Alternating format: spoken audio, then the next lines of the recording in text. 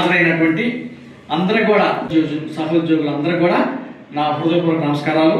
ఎందుకంటే మనకి గ్రామ పంచాయతీలు బలోపేతం అవ్వాలనేటువంటి సదుద్దేశంతో మన గవర్నమెంట్ వారు అనేక రకాలైనటువంటి శిక్షణా కార్యక్రమాలు చేయడం జరుగుతూ ఉంది.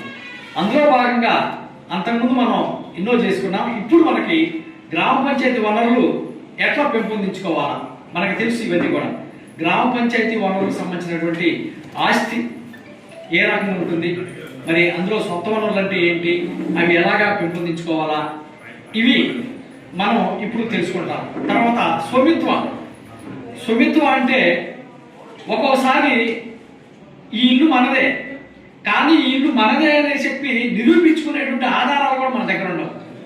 చాలా బాధాకరమైన విషయం అది.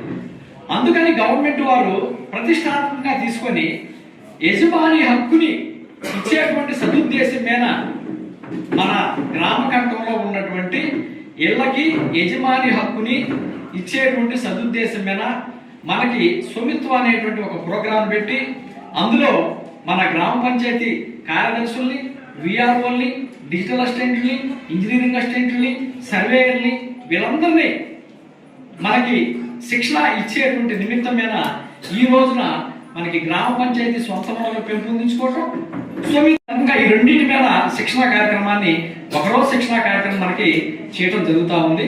ఈ శిక్షణ కార్యక్రమం దయచేసి ఇది ఒకరిది కాదు.